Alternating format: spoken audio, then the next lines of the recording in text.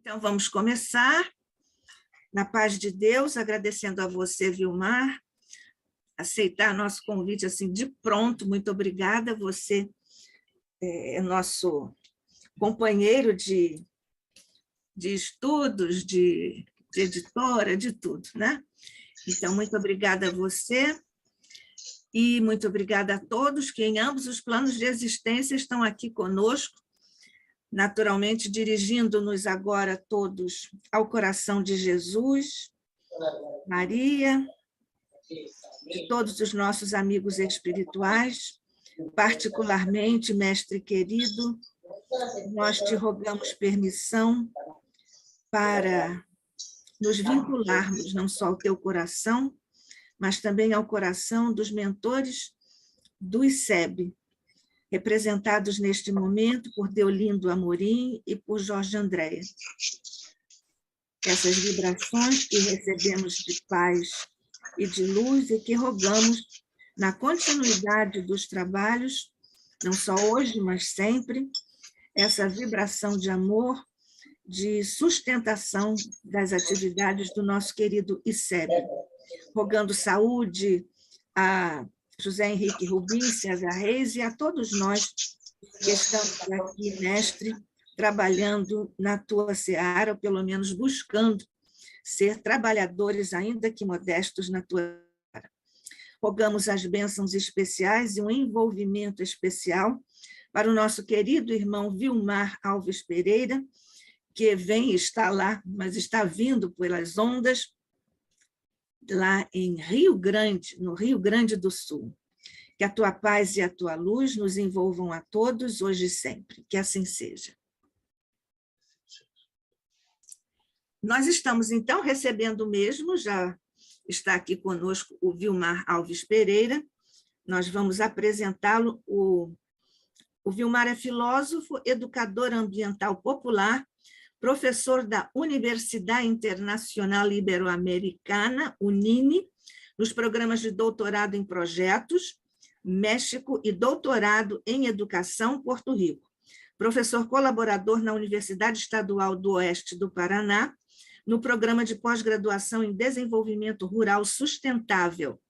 Pesquisador sobre os fundamentos da educação ambiental, com bolsa de produtividade do Conselho Nacional de Desenvolvimento Científico e Tecnológico, CNPq, nível 2 em educação. Ele é coordenador adjunto da Rede Internacional de Pesquisa Resiliência Climática, integrante da Rede Lusófona de Educação Ambiental, professor colaborador do Ministério de la Educación de Nicarágua, desde 2017, na formação de professores desde o horizonte da educação popular. Tem participado de inúmeras redes e conferências, mesas temáticas a partir da perspectiva da educação ambiental popular, da justiça e injustiças socioambientais na América Latina e Caribe, em diálogo com os povos originários e aprendizados de suas cosmovisões, de onde busca pensar ontoepistemologias ambientais. Autor da teoria Ecologia Cosmocena como alternativa ao Antropoceno, e tem trabalhos de destaques nessa área. O Vilmar trabalha muito, nós já vimos, tem um horário bem ocupado, graças a Deus, mas encontrou esse horário para vir aqui conversar conosco sobre o tema de hoje, que é, na verdade, essa epistemologia, não é isso, o Vilmar? O teu trabalho hoje está nessa linha de educação ambiental. Você tem várias vertentes, não é isso? Então, você vai anunciando aí como é que você vai desenvolver ou sinalizar ou irradiar as suas reflexões por essa... Na verdade, você tem um eixo, mas tem várias vertentes do seu eixo de trabalho. Eu saúdo a todos, todas e todes, né? É uma grande honra, uma alegria estar aqui nesse espaço. Agradeço fundamentalmente a espiritualidade amiga, que possibilita que nós consigamos nos aproximar nessa teia da vida de pessoas e de instituições, como é o caso do Instituto Cultura Espírita do Brasil. Estou muito feliz por estar aqui.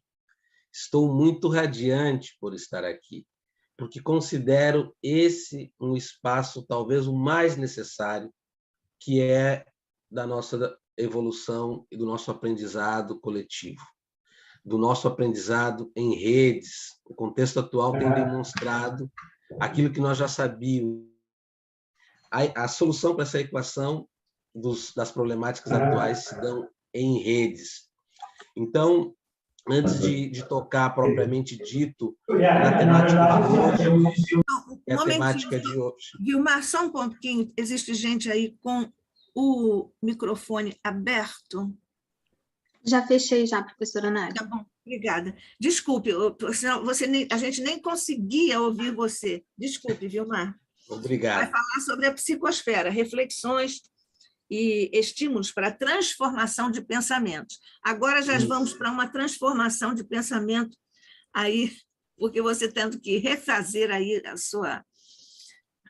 Isso tudo faz parte do nosso processo nessas novas conexões. Isso. Mas dizer, então, de que a gente vai estar desenvolvendo um ciclo de olhares.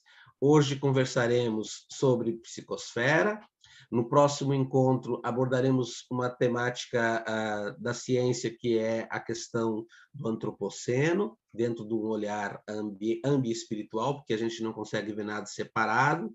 No encontro posterior, estaremos conversando sobre o olhar de um novo olhar ecológico, que é o olhar da ecologia cosmocena, e no outro encontro, no quarto encontro, nós estaremos conversando sobre a fecundidade de algo chamado hermenêutica filosófica, que é mais antiga do que nós conhecemos, mas que é muito atual para a gente poder fazer a conexão e a interpretação das obras da codificação. Tudo isso relacionado sempre com a questão da doutrina, porque nós não conseguimos compreender essas questões separadas. Então, eu dizia nesse início de quanto é importante a gente estar conectado com um tema como esse, neste espaço que, para mim, é um espaço que me causa alegria e do qual eu já estou conectado a priori. Desde que conversamos com a Nádia anteriormente, com a professora Nádia, nós já estávamos conectados, porque é isso que a gente compreende. Pensar sobre a psicosfera não é algo mais fracionado, é pensar sobre questões múltiplas, conectadas e que tem muito a ver com o nosso modo de ser e de estar no mundo.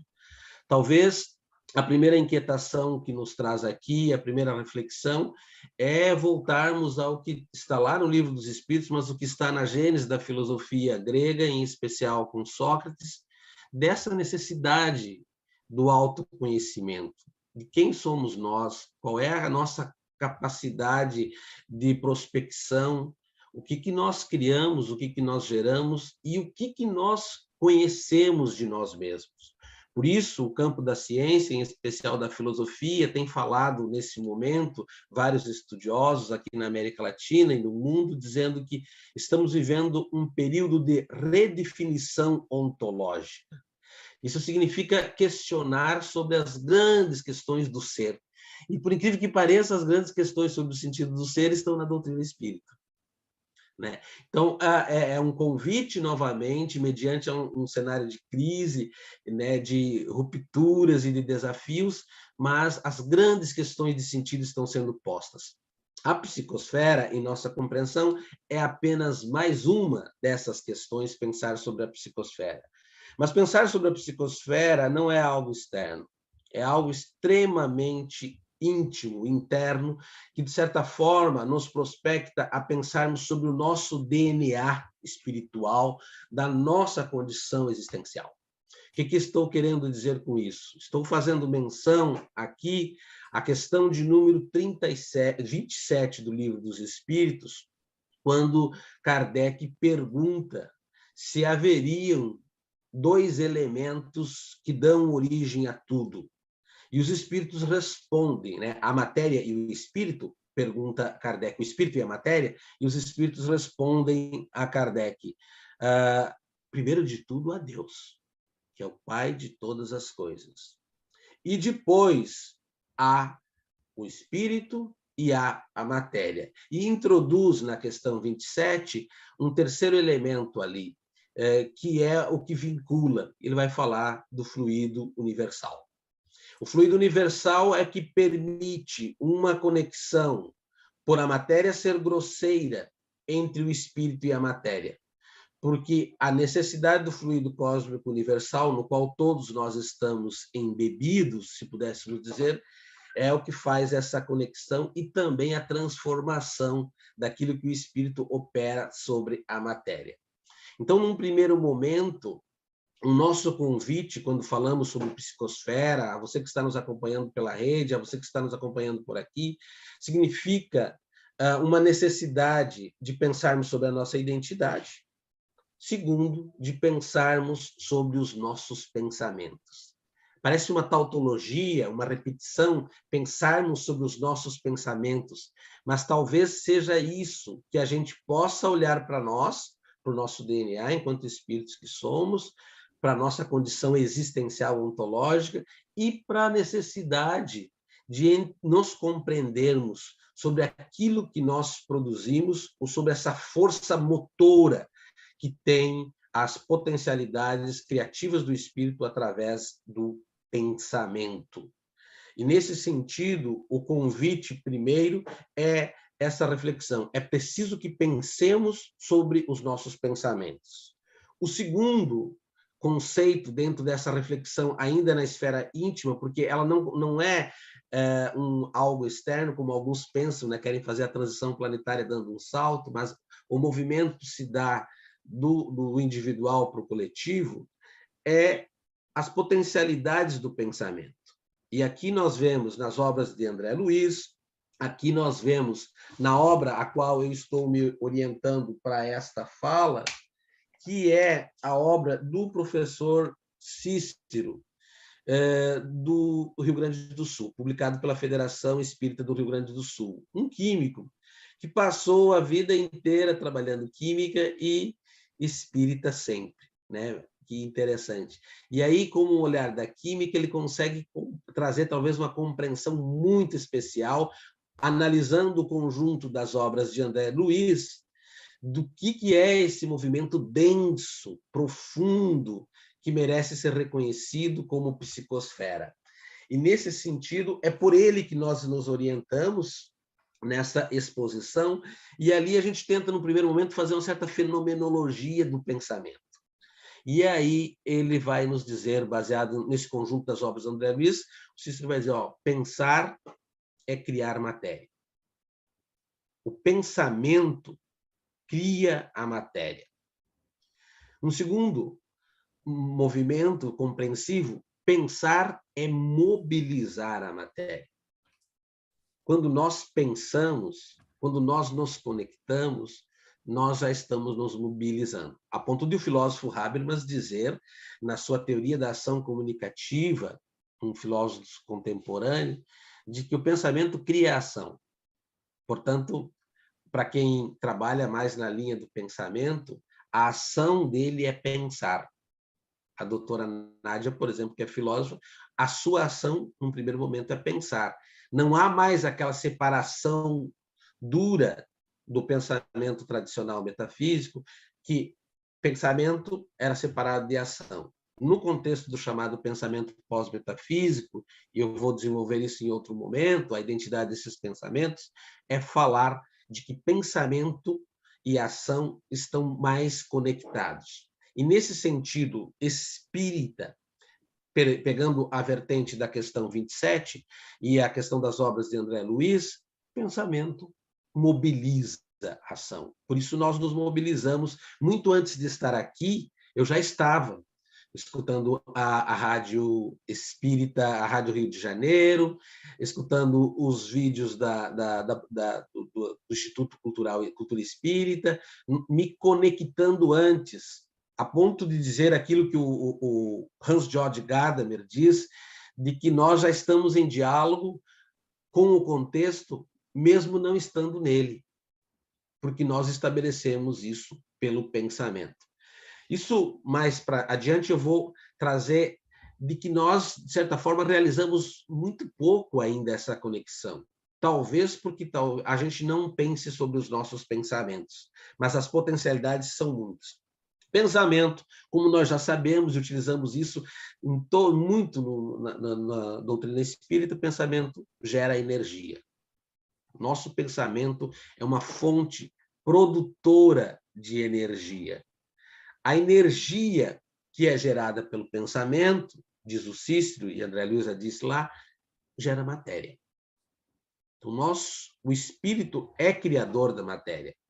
E tendo nesse interlúdio entre espírito e matéria a compreensão de que estamos embebidos no fluido cósmico universal.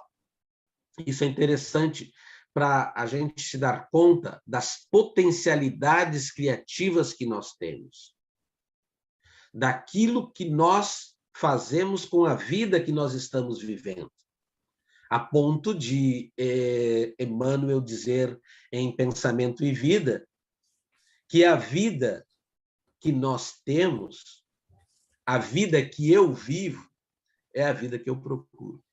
E a gente pode começar, não, para aí. Isso não foi, isso não estou querendo, por que estou vivendo essa vida? Muitas vezes, mas isso eu não quis. E aí, Emmanuel vai esclarecer nesse livrinho Pensamento e Vida, que é pelos pensamentos. Aquilo que nos atravessa hoje é resultado ou de questões pretéritas, como diz o Evangelho segundo o Espiritismo, ou de questões da existência atual. E como se chega a essa condição ontológica existencial? Pelos pensamentos. Por isso não existe, de certa forma, aquele espontaneísmo, e não existe também algo fortuito e gratuito. Não. Tudo está relacionado com essa potência geradora que é o nosso pensamento, que se expande, se prospecta, e nós podemos nos prospectar muito mais. Eu, dia desses, estava lendo Camille Flammarion, poemas sobre os astros. Olha o nível cósmico que se lançava. Fazia poesia utilizando o diálogo com astrologia. Mas, às vezes, nós somos, segundo a filosofia, do tamanho daquilo que pensamos e do tamanho daquilo que sentimos.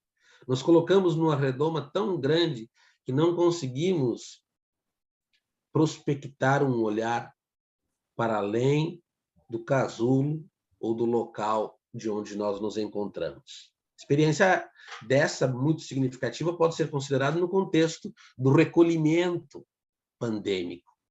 Muitas prospecções, muitos voos, muitas viagens. Eu nunca viajei tanto quanto no contexto da pandemia, sem ter ido lá.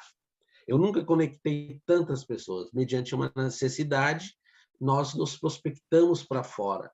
Alguns disseram, não, isso é muito. E aí pegaram a tese do isolamento, que é a tese da lógica do sistema, que isola e que distancia.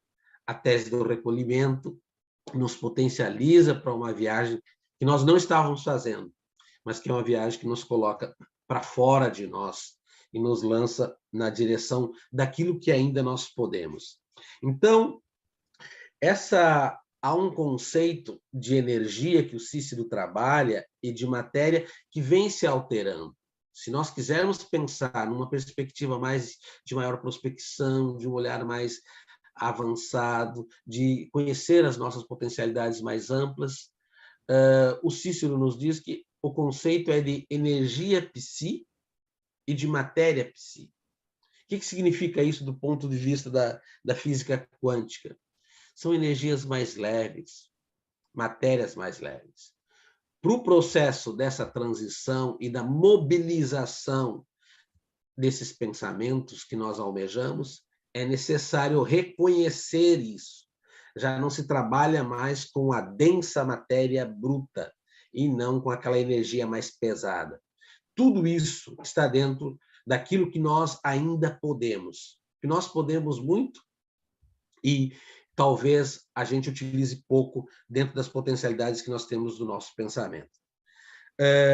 O Espiritismo se torna, nesse olhar da psicosfera, talvez um locus especial, talvez um locus privilegiado, porque nós, e aí começávamos agora há pouco esse encontro aqui, nós utilizamos muito e podemos utilizar muito mais. E quando iniciamos todos os nossos encontros, o que nós dizemos a primeira frase? Elevemos o nosso pensamento. Qual é o recurso que nós utilizamos? Primeiro, elevemos o nosso pensamento. E aí fica mais interessante pensar, então, nessas possibilidades que nós temos. Algumas reflexões iniciais que sempre são oportunas. Que matéria eu irradio em meu pensamento? Se pensamento produz matéria, o que eu estou irradiando? Aí, às vezes, a gente não conheça, às vezes a gente faz isso espontaneamente, às vezes nós não nos damos conta. Uma segunda pergunta: o que eu gosto de alimentar no meu pensamento? Aqueles pensamentos recorrentes, que, de certa forma, eu coloco isso entre aspas, se naturalizam. Isso não faz mais parte da minha idade, eu não consigo, eu não posso, isso não é mais para mim. E aí vai se a gente quiser puxar, um rosário de pensamentos e de afirmações. Chamo atenção para que nos chamava atenção Eurípides Barçanufo. Os espíritas não podem engrossar as fileiras do pessimismo. O espírita cristão não pode engrossar as fileiras do pessimismo. E por que esse convite? Por que essa invitação? Porque é da natureza do espírita que, conhecendo essas potencialidades todas, não se permita a desesperança. Pois eu volto a este argumento. O que ocorre se eu não percebo as energias que me cercam? Isso talvez é uma das questões muito caras que merecem ser refletidas quando estamos trabalhando com a questão do pensamento. Aquilo que nos atravessa é nosso ou não? E aí, se for para o terreno da mediunidade, amplia-se mais ainda.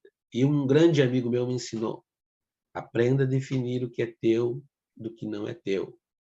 Aprenda a fazer uma seleção daquilo que é teu, de uma autoavaliação daquilo que é seu, daquilo que não é seu. E, nesse sentido, se nós não sabemos, muitas vezes podemos facilmente cair no canto da sereia quando não nos damos conta das energias e dos pensamentos que nos atravessam e, por vezes, vão fazendo morada lentamente e até criando algumas enfermidades. Está lá na obra das Dores da Alma que as enfermidades psíquicas emergem primeiro, físicas emergem primeiro no espírito. As Dores da Alma mostram isso. Que matéria eu estou gerando ao redor de mim? Mas eu não sei. Pergunta para as pessoas que convivem contigo. Que matéria nós estamos gerando ao nosso redor? Porque aqueles que convivem com a gente, eles sabem com a gente. E tem até os adjetivos. Tu está muito azedo hoje, na linguagem popular. Você está bem. Mas eles sabem de nós. Mas nós temos que nos perguntar: que condutor de energia sou eu?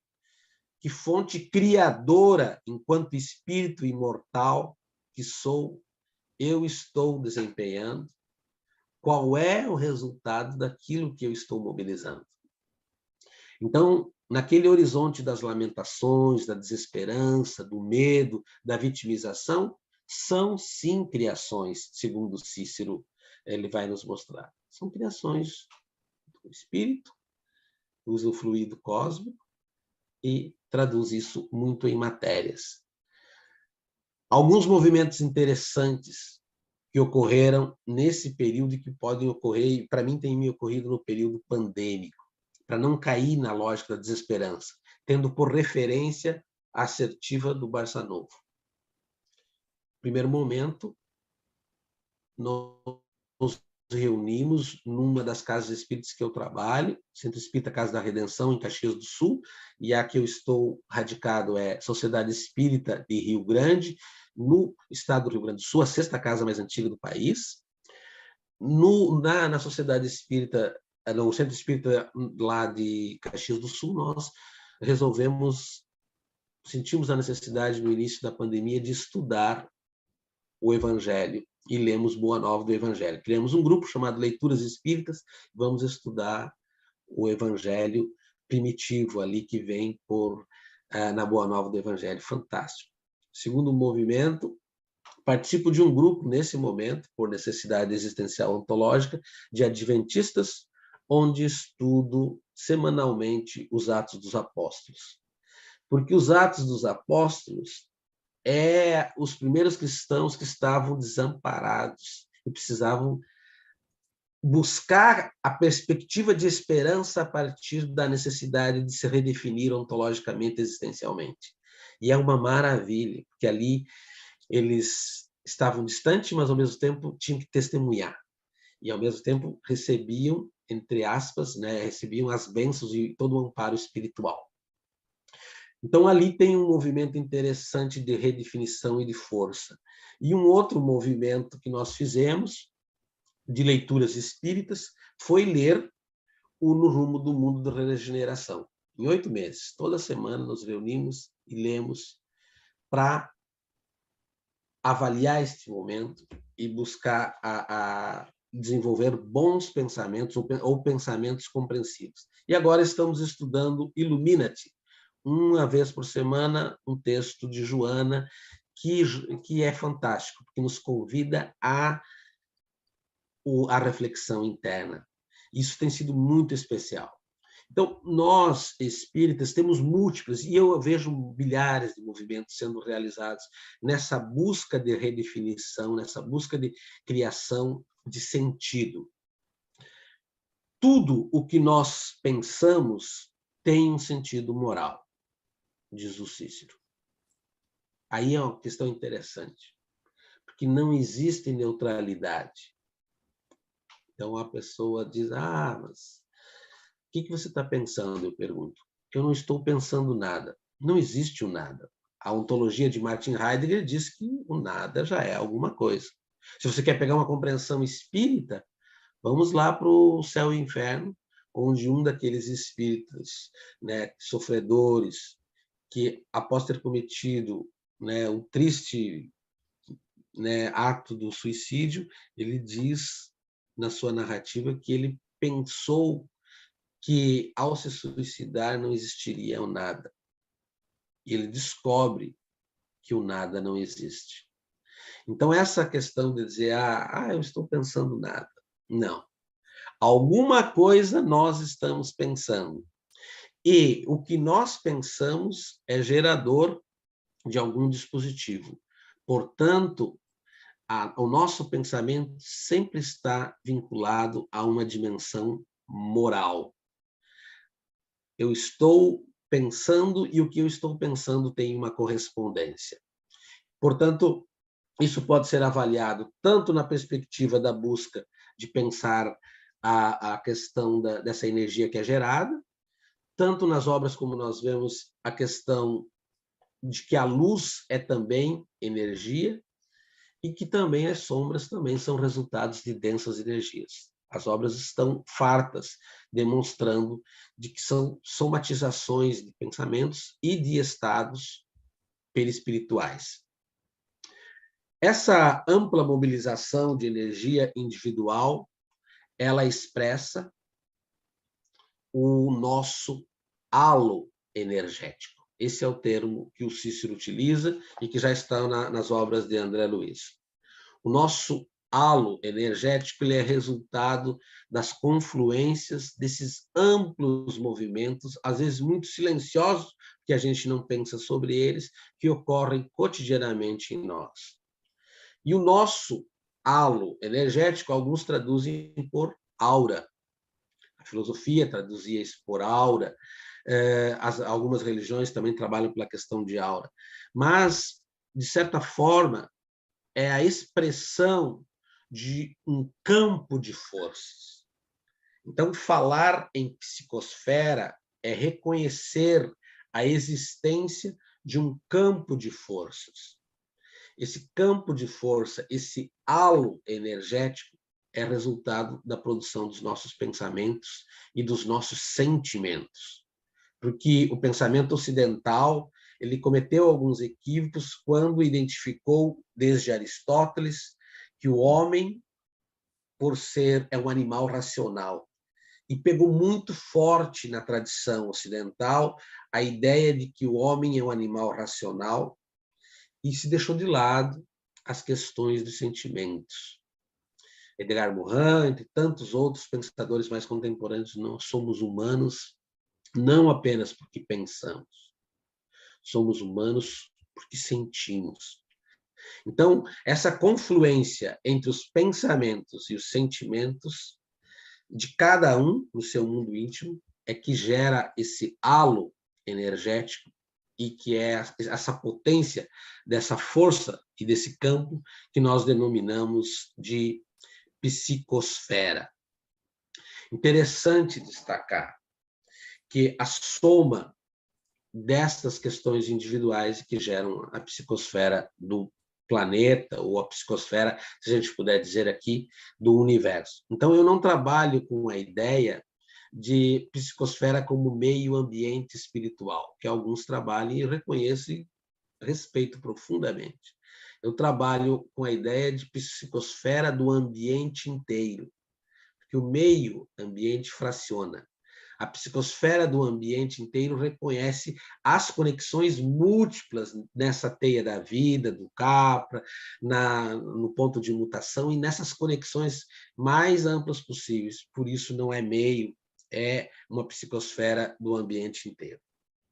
Olha o que nos diz o nosso amigo Cícero Teixeira, que as pessoas que possuem bons sentimentos, pessoas altruístas, pessoas otimistas, pessoas fraternas, pessoas com vontade de cooperar, elas apresentam uma psicosfera brilhante. E ele vai além, luminosa. Pessoas predispostas à prática do bem, pessoas abertas, elas apresentam uma psicosfera brilhante, e ele vai além, luminosa. E essas pessoas, elas irradiam, né, ao seu redor, devido a esse campo, a esse halo energético, forças benéficas. Só dizer, mas isso eu já sei há muito tempo. Mas ele está dizendo isso pelo olhar físico-químico, da produção de energias. Por isso que eu sou filósofo, não tenho conhecimento técnico que ele diz aqui, pelo olhar físico-químico dessas mobilizações, da alteração daquilo que nós sabemos, lá no Livro dos Médiuns, mas da alteração fluídica, do padrão vibratório. Isso é produção. Isso não é espontaneísmo. Pessoas que estão dispostas a isso e que estão nesse horizonte trazem forças benéficas em seu raio de ação social. É por isso que eu estou aqui. Eu fui contagiado pela voz da Nádia lá atrás, 4, 5 anos atrás, num telefonema, um convite afetivo, fraterno, dizendo, olha, não te conheço fisicamente, li alguma coisa aqui. Que tal a gente conversar mais sobre isso? A forma como que nós somos acessados na nossa alma se dá pelo padrão mobilizado nesses encontros, naquilo que nós mobilizamos. Por isso as pessoas dizem, ninguém dá aquilo que não tem, no linguajar comum, popular. Mas é isso que acontece. São as conexões, por isso que cada vez reforça mais a tese do não acaso. Nós nos encontramos por algum motivo. Nós conectamos pessoas. Tenho vivido experiências fantásticas nesse período da pandemia.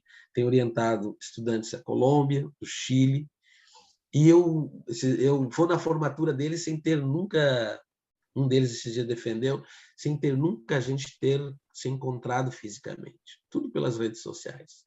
Trabalho intenso, encontro semanal, e se gera valores, e se gera trabalhos, compromissos, e nós estamos conectados à distância sem sair de casa. É bom, e Joana vai dizer lá, o uso das redes sociais, ela vai dizer lá no livro dela lá, Entrega-te a Deus, ele pode ser altamente nocivo se não for bem direcionado, mas pode ser potencialmente produtivo para estabelecimento de redes e tantas outras coisas que a gente já sabe. Então, esse movimento positivo ocorre com pessoas que transformam o seu raio de ação social. Começa, às vezes, pelo celular, e aí vai se expandindo. Pensem na psicosfera do Instituto Cultura Espírita do Brasil. As pessoas que já alcançou, através das suas produções, através das suas palestras, através das suas atividades, as pessoas que são acessadas. Né? Caibar vai dizer lá que é um ponto de luz, como o nosso lar pode ser um ponto de luz, como a casa espírita é um ponto de luz. Pessoas pessimistas, descrentes, invejosas, maldicentes, orgulhosas, egoístas, passionais, violentas, apresentam uma psicosfera opaca, densa, de colorido pastoso. Olha a produção aí. E elas irradiam ao seu redor forças deprimentes, de baixo teor vibratório. E aonde essas pessoas vão, segundo o Cícero, o professor Cícero, elas criam perturbação em núcleos. Por isso que às vezes a gente diz, mas tem um que está desajustado, que está no momento existencial. No lar, contagia o lar. Por isso a necessidade da gente criar os antídotos aí. Porque isso faz parte da sua condição ontológica, existencial, espiritual, que não é separado. Somos um todo. A psicosfera humana reflete o estado mental, psicológico, afetivo de cada ser humano, formando esse campo energético ao redor de nós mesmos, o intercâmbio com o ambiente inteiro que nós interagimos.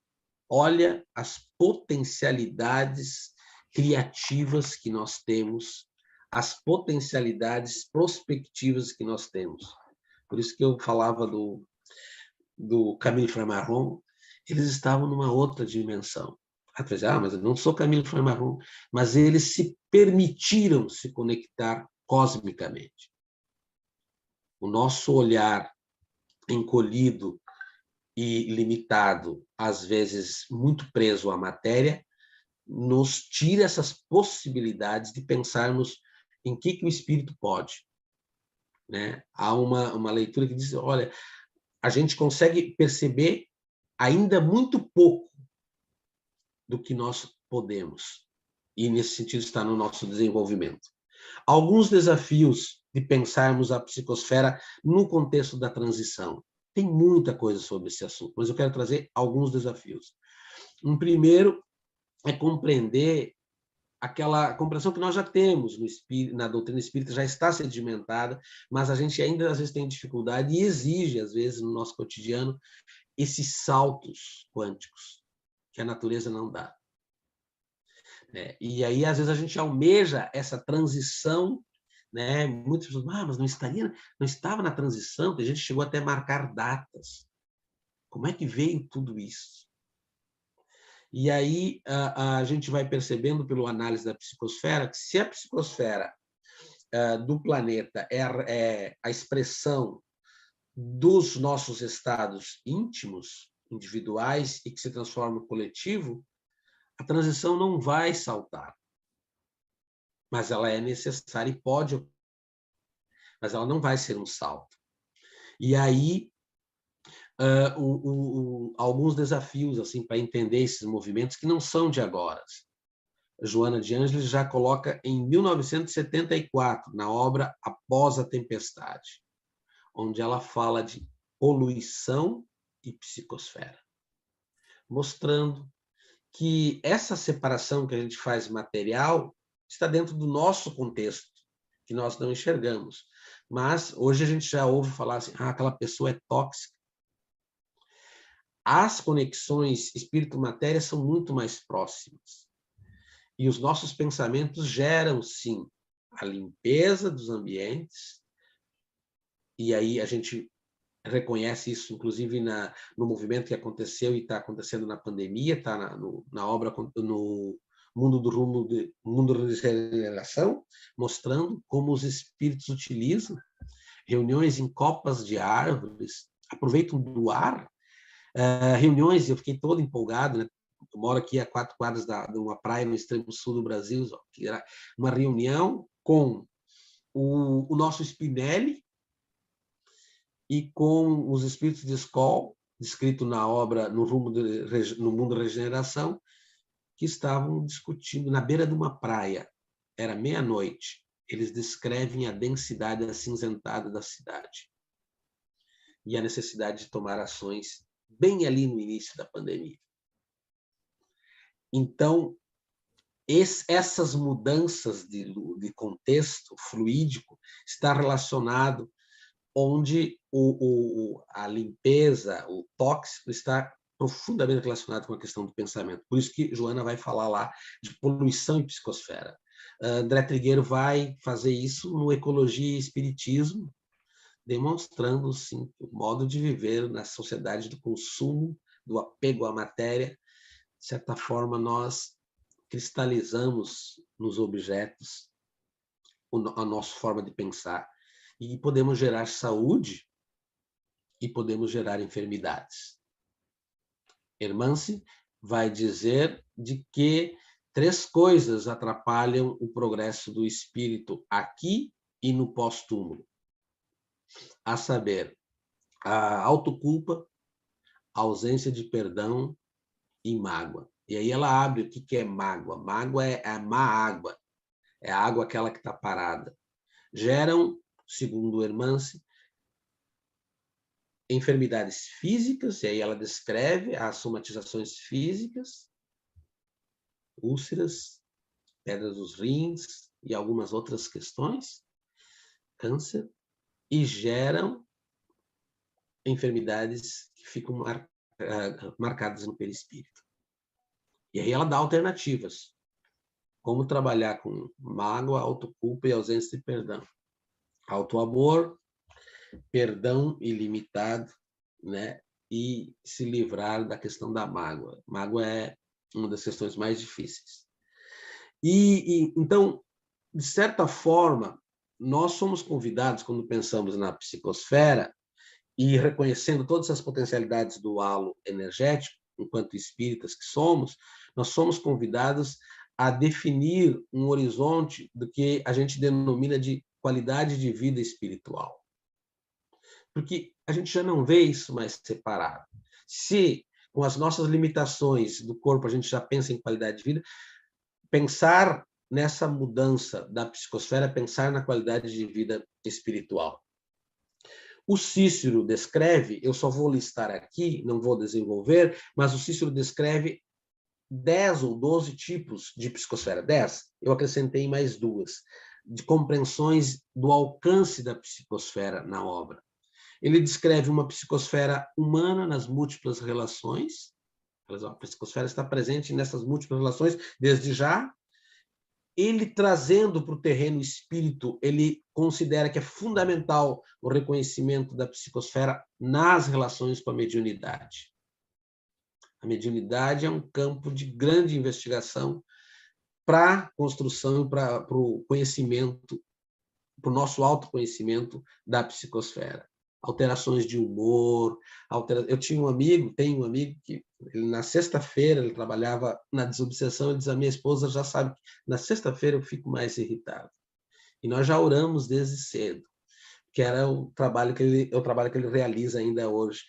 Então, todo esse campo amplo, que eu não vou tratar aqui, da mediunidade, tem que reconhecer a dimensão da psicosfera. Nas relações, uma outra forma que ela se expressa, a terceira, é nas relações de simbiose e parasitismo. Fundamental pensar a psicosfera nessas relações. Cícero também diz, no quarto tipo, nos processos de autoobsessão. Pensar a psicosfera nos processos de autoobsessão é fundamental, porque é muito pensamento envolvido ali.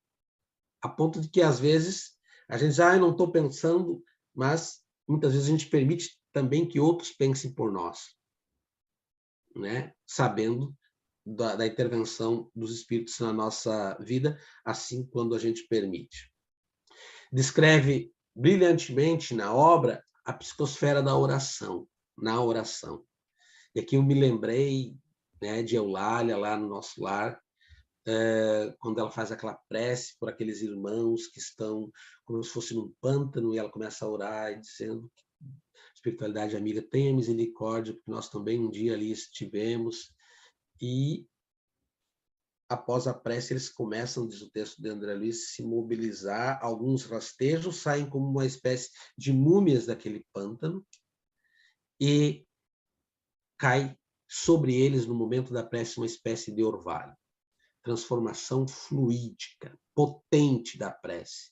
Uma outra parte que me chama muita atenção é a introdução de Nas Fronteiras da Loucura, onde há uma avó orando por sua neta no quarto, e ela diz: venerado doutor Bezerra de Menezes, médico dos pobres e dos humildes, eu te suplico pela minha neta, e faz aquela prece, e Filomeno narra de forma brilhante.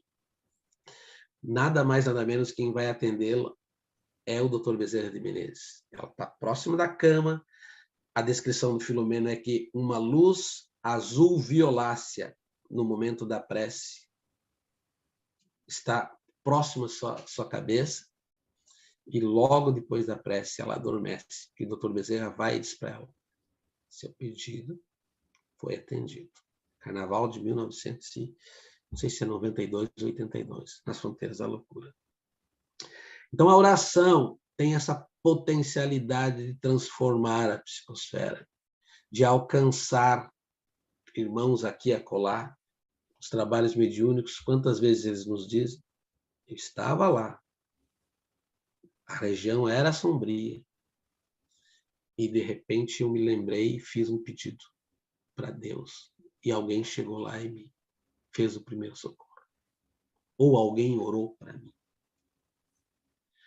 A mudança fluídica é a potencialidade da oração. Um outro exemplo, no Rumo do Mundo de Regeneração, Filomeno nos conta no início da pandemia, as primeiras pessoas que estavam sabendo da notícia. Ele dá 2 exemplos. Um exemplo, o médico começou a chamar e começou a informar: você está com o contágio do vírus, Covid-19. E muitas pessoas entrando em desespero total.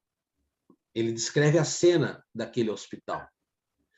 E ele descreve também um homem, aproximadamente de 59, 50, 60 anos, parece que foi isso.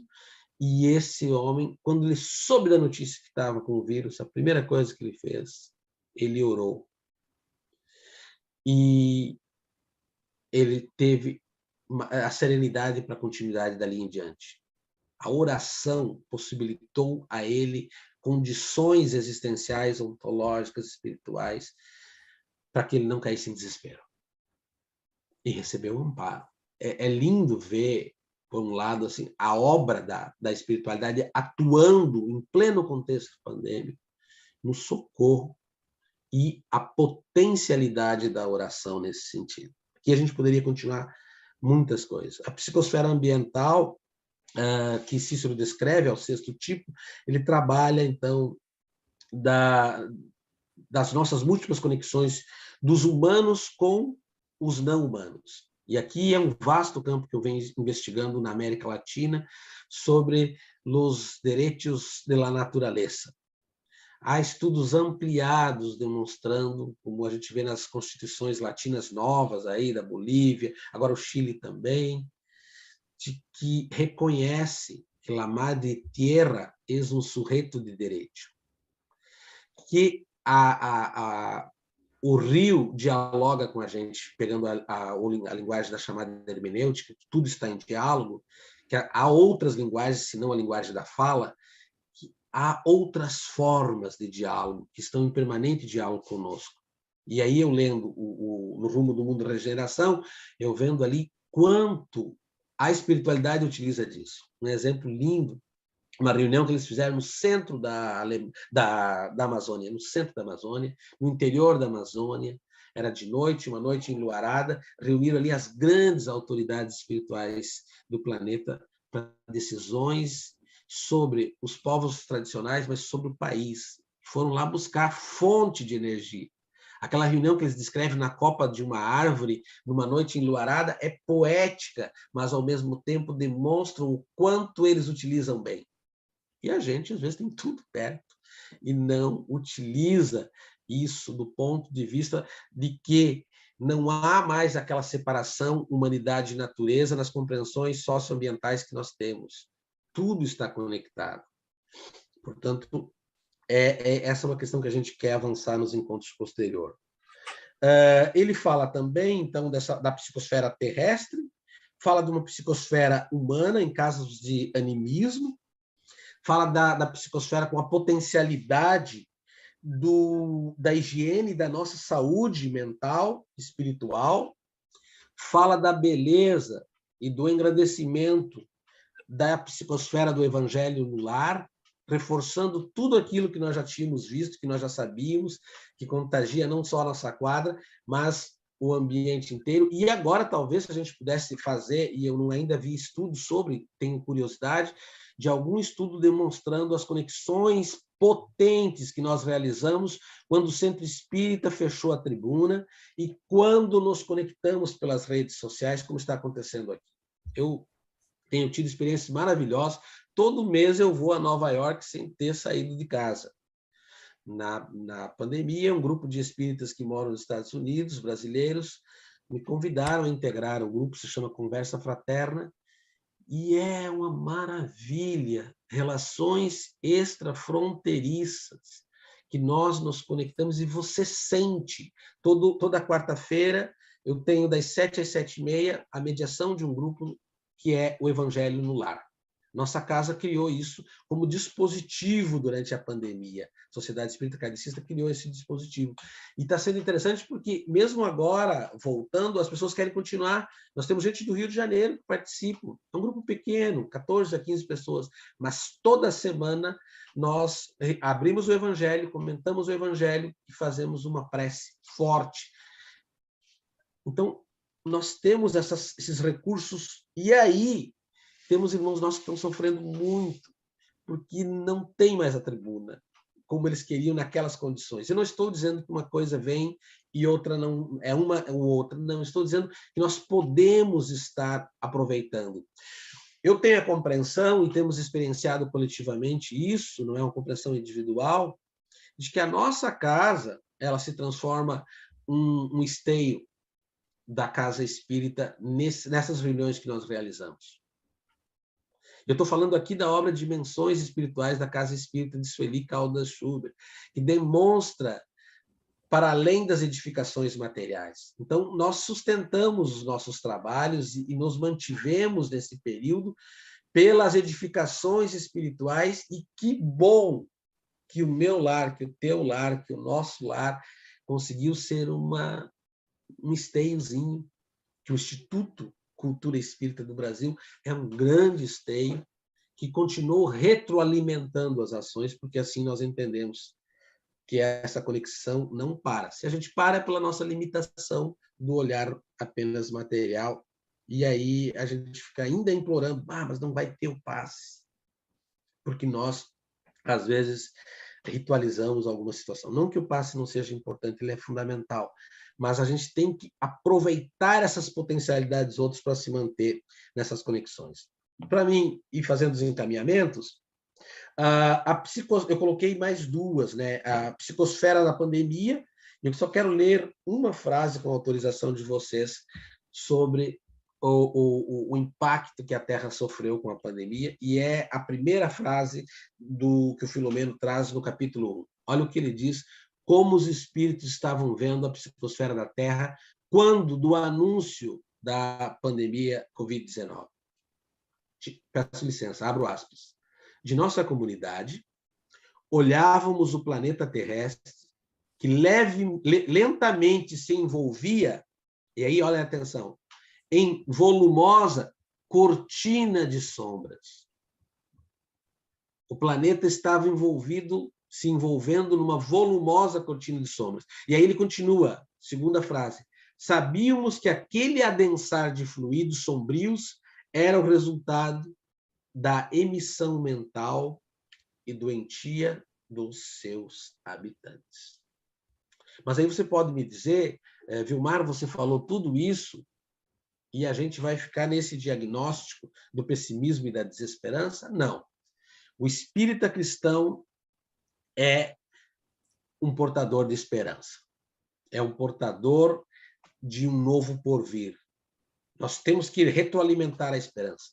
Se você for ler nas obras pedagógicas, tem uma obra fantástica aí que se chama Pedagogia da Esperança. E eu fui ler o que é. Escrevemos até uma obra coletiva em 2020 sobre Ontologia da Esperança, o nome da obra. Mas eu fui baseado nessa obra Pedagogia da Esperança. O que é a esperança? Aí o Paulo Freire vai dizer que a esperança é uma condição ontológica do ser humano e que a desesperança é uma patologia. O que significa isso? Faz parte do teu ser existencial ser esperançoso. Se você está desesperançoso, você está num estado patológico. A esperança é parte integrante da tua condição ontológica. A desesperança é uma patologia. E aí, a gente tem feito alguns movimentos no sentido de pensar uma ontologia da esperança, porque nós, cristãos, espíritas, educadores, e tudo que nós somos nessa nossa teia da vida, devemos ser portadores de esperança. E aí, como notícia dessa esperança, eu queria apenas destacar a introdução do Nas Fronteiras da Nova Era, de Sueli.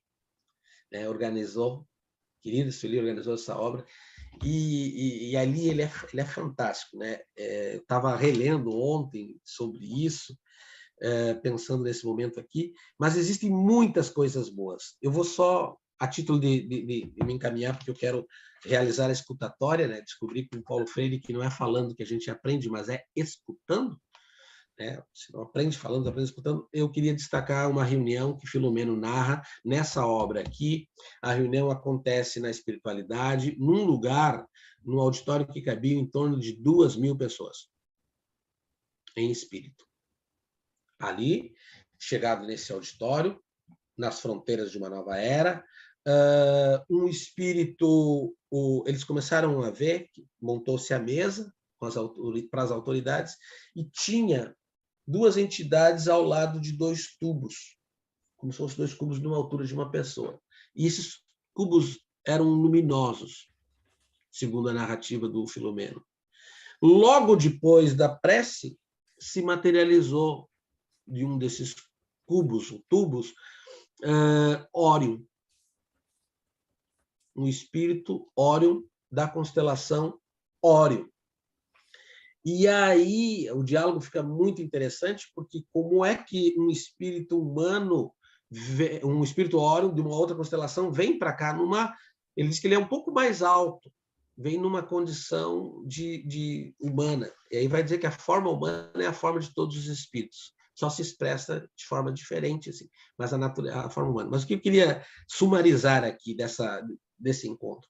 O Órion vai falar do momento novo que a Terra estava atravessando, da necessidade da transição, e o Órion vai dizer de que a espiritualidade está utilizando de espíritos de outras constelações para a transição, porque eles têm menos apego do que nós. E eles estão aqui para nos ajudar, e aí fez todo o anúncio da quantidade de espíritos que virão para reencarnar, aquela história que nós já conhecemos da transição planetária, espíritos que vêm para ajudar nesse progresso, essa é a boa notícia, e aí ele fala de que a Terra, aquilo que André Luiz já tinha falado lá atrás, estará vivenciando um processo da construção de uma nova genética espiritual. Essa nova genética espiritual, ela é demarcada por várias dimensões, entre elas pela capacidade de amor. E vai anunciando, então, o amor como a abertura de frestas e brechas aí para a transição que se anuncia. É muito importante, eu convido você a realizar essa leitura, porque ali o Orion vai dando detalhes de como a transição já está em curso e de como a Terra está criando essas condições, a psicosfera da Terra está criando essas condições para que ocorra esse processo. Ele diz, a fim de alcançarmos uma nova genética espiritual no planeta pela via do amor. É maravilhoso ver os movimentos que estão acontecendo e vai dizer aquilo que nós já sabemos, mas que é muito importante frisar, de que nós não estamos sós, não estamos à deriva e de que o movimento está em curso nessa mudança da psicosfera.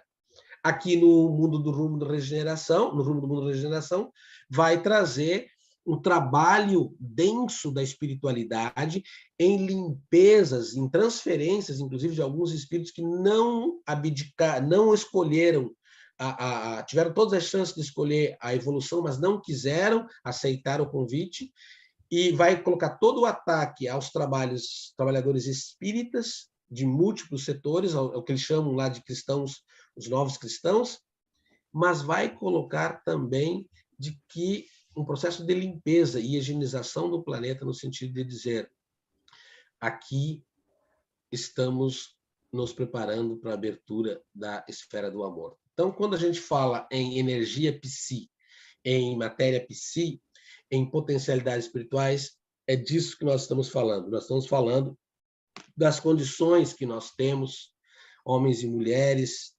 espíritos imortais, de poder prospectar agora o nosso amanhã. E, nesse sentido, eu gostaria de encaminhar para esse encerramento, dizendo de quanto é importante a gente reconhecer quem somos nós, o que nós pensamos, o que nós geramos, o que nós interferimos. E, nesse movimento de busca do nosso conhecimento, também pensarmos nas possibilidades de maior expansão, de maior possibilidades de futuro, né, que já deve ser começado agora. Então, por isso eu vejo essa doutrina muito esperançosa, realimenta a nossa condição existencial. E eu gostaria, nesse momento, de agradecer a espiritualidade maior pela oportunidade e pedir que os bons amigos espirituais que estão nos acompanhando nos intuam cada vez mais a abertura das possibilidades que nós temos de ser mais. Que os espíritos amigos nos ajudem à efetivação de uma nova condição ontológica existencial na direção do amor. Que o Senhor de bênçãos nos abençoe, que o Deus de luz nos ilumine, que a árvore da vida de cada um continue dando bons e abençoados frutos e que os ventos dos céus soprem sobre cada um e cada uma de nós. Que assim seja.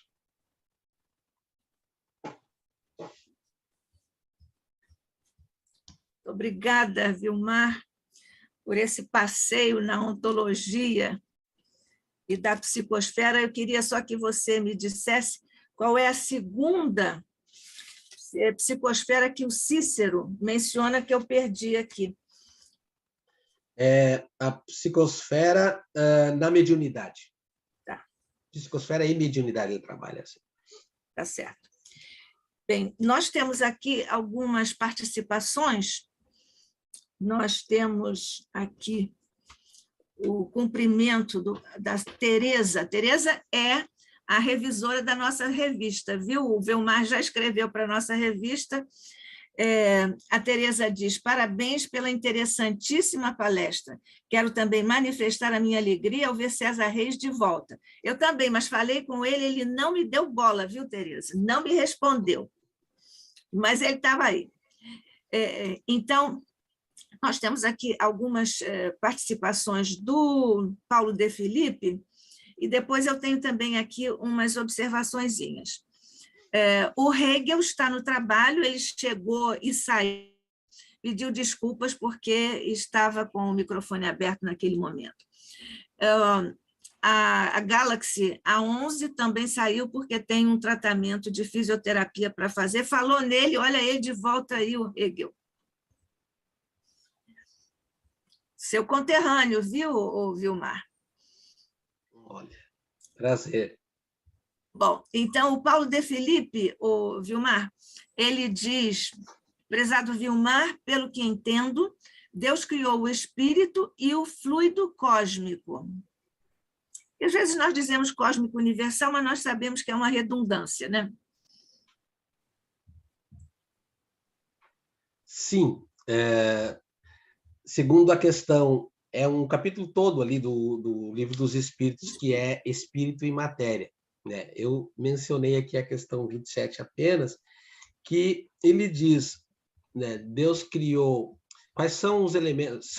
A pergunta é, seriam esses dois elementos que dão origem a tudo, os princípios da vida e, enfim, de tudo que existe? Aí ele vai dizer, acima de tudo, Deus. Então, Deus é o Criador. Mas o espírito é co-criador nessa compreensão. Só que ele não realiza esse contato direto com a matéria, porque a matéria ainda é grosseira. Então, de certa forma, como a gente estuda lá na Gênesis, nós não é questão de escolher, nós desde já estamos embebidos no fluido cósmico universal. Por isso que, ao natural, nós já mobilizamos. E talvez a gente não saiba o que a gente mobiliza e o que a gente projeta, né? Por isso que todo esse campo fantástico da psicologia, que trabalha com a questão das somatizações, elas trazem para a gente amplas compreensões de que, às vezes, aquilo que nós estamos, de certa forma, vivenciando ou experienciando são consequências de um processo mental, sentimental, espiritual, que está tudo junto ali. Então, o autor das coisas é sábio em tudo, a ponto de de dar ao espírito essas possibilidades expansivas, né? E a gente vai gerando. Ali eu estava lendo bastante coisa nesse período, assim, mostrando a forma densa que a gente intervém nos espaços. Por isso que, às vezes, uma palavra, às vezes um gesto, às vezes um mero sinal, ele pode mudar toda uma condição existencial de uma criatura humana. Às vezes um eu te amo ou me perdoe, né, num contexto tal, um olhar, ele pode trazer uma pessoa e prospectar uma pessoa, e isso, para quem é espírita, e os espíritas, na minha compreensão, são educadores, às vezes a gente nem se dá conta disso. Quantas são as pessoas que dizem, olha, um dia eu escutei uma fala da Rosa, uma fala da Nádia, e você não sabe, aquela fala me lançou para algumas outras coisas. Então, a potencialidade que nós temos nesse sentido de criar o dispositivo, não só para nós, a nossa esfera íntima, mas também de disseminar esse outro mundo possível. É nesse sentido do convite que o Cícero faz, que a gente se dê conta mais do que isso. Ao invés da gente ficar com aquelas frases assim, que a gente vai, de certa forma, condensando, de repetir as mesmas, aquelas frases fatalistas que são, de certa forma, amarras ou armadilhas, tanto no ponto de vista de saúde, tanto no ponto de vista da evolução espiritual, tanto no ponto de vista epistemológico. E aí eu quero dizer é quando a pessoa não quer aceitar ou se abrir para novos conhecimentos, né? O Kardec nos colocou a doutrina que ela seria atualizada, mas a gente tem encontrado dificuldades, inclusive no nosso movimento, de algumas pessoas de permitir isso. Eu não estou falando de simplificações, mas de reconhecer que a ciência que ela veio, ela foi criada, todo esse construto científico, filosófico, né, e religioso da doutrina, ele dá possibilidades múltiplas. Talvez a gente ainda não se dê conta do quanto ainda a gente pode mais, né? Às vezes, nas situações de problemas, como na pandemia, a gente já se lançou.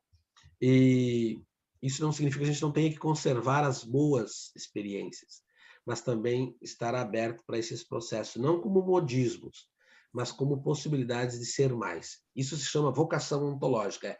Nós temos condição de ser mais. O ser mais o quê? Ser mais humano, ser mais pessoa, ser mais... Enfim, ser mais enquanto espíritos, né? Enfim, é a nossa transcendência estando imanentes. Perfeito. Então, seguimos, mais uma participação do Paulo de Felipe. Ele diz, Vilmar, o espírito, pelo pensamento e vontade, transforma o fluido cósmico em matéria, massa, tempo, energias, certo? Só para confirmar, Aí ele continua aqui e faz uma outra observação. É recorrente, quando tratamos dessa questão, perguntar: o universo material que conhecemos foi criado por Deus ou foi com sua permissão que espíritos gloriosos o criaram? É uma boa questão. A primeira questão que eu queria fazer reflexão é sobre a vontade, né? Às vezes a gente não se dá conta da potencialidade da vontade. A vontade é um dispositivo para tudo, tá? No Evangelho, tá na obra, no Livro dos Espíritos, de que... Está em Leon Denis.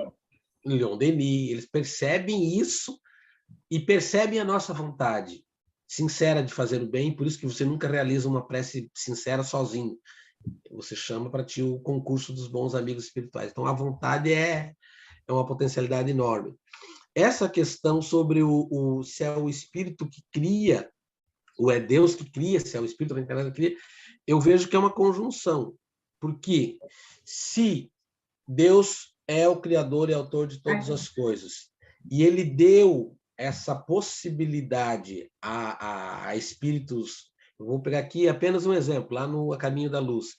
Existe uma comunidade de espíritos puros, encarregados pelo governo do universo. Eu fico, às vezes, me paro imaginando o que é essa comunidade de espíritos puros que Emmanuel descreve, tem sobre si a responsabilidade do domínio, da organização e da gestão do universo. Dentre esses espíritos, diz Emmanuel, um deles é Jesus, que se ocupa com o governo, foi designado para o governo do planeta Terra. Então, e aí lá vai demonstrando até como a Terra vai se formar, vai se desacoplar da nebulosa solar, todo aquele processo de criação do planeta. Então eu fico pensando assim, o autor das coisas sabe tudo que faz e criou as potencialidades. E aí sim, os intermediários nesse processo, ou de grande envergadura, são missionários, são obreiros da efetivação do Pai Maior, né? Mas sempre eu vejo isso com a permissão, né? Eu estou falando aqui desses gestores do universo, não estou falando aqui de alguém que vai inventar, né? Ainda que a gente saiba que a gente pode criar, mas desses que têm sobre si o governo do universo e que sim podem, né, interferir nisso aqui para a mudança. Não é à toa que a presença luminosa do Nazareno ela muda toda a psicosfera do planeta. Às vezes eu fico me pegando assim, meu Deus, o que significou para um espírito puro da envergadura de Jesus vir aqui nas nossas condições, onde a gente estava rastejando e ainda estamos, e ele vem, né? Por isso que algumas pessoas não entendem por que ele acessava direto a alma da gente, pelo nível que se encontrava, né? E que se encontra porque ele disse que não, eu vou para o Pai, mas não vos deixarei órfãos, né?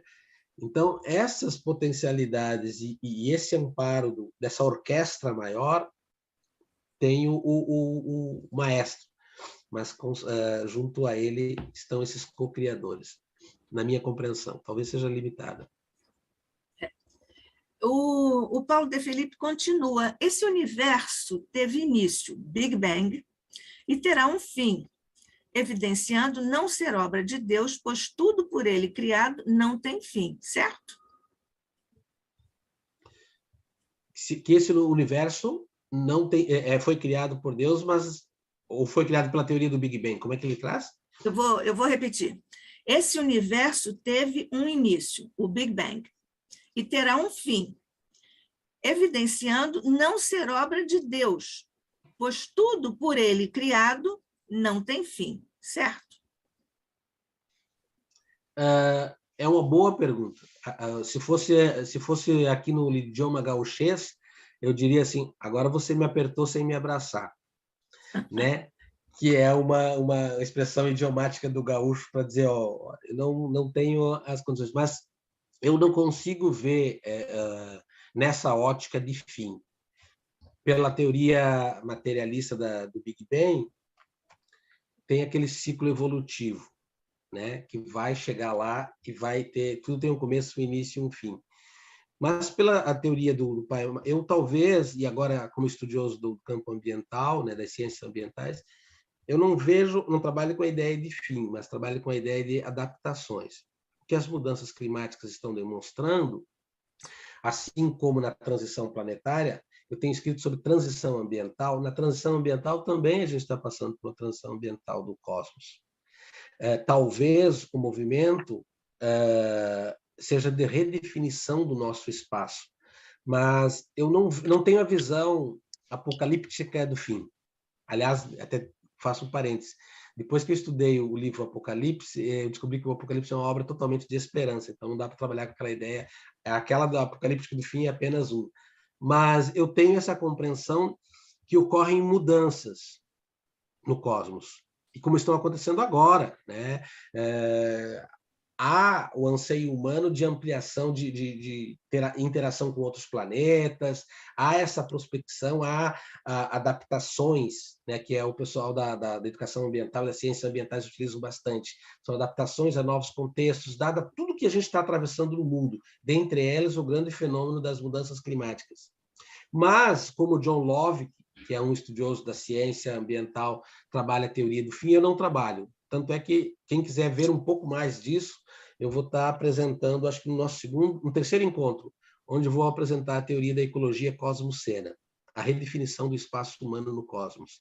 É nessa mirada que eu, filósofo existencialista, espírita, um ser biopsico-socio-espiritual, reconheço as possibilidades esperançosas de um porvir, né? De mutações, de mudanças, mas não de fim. Sim.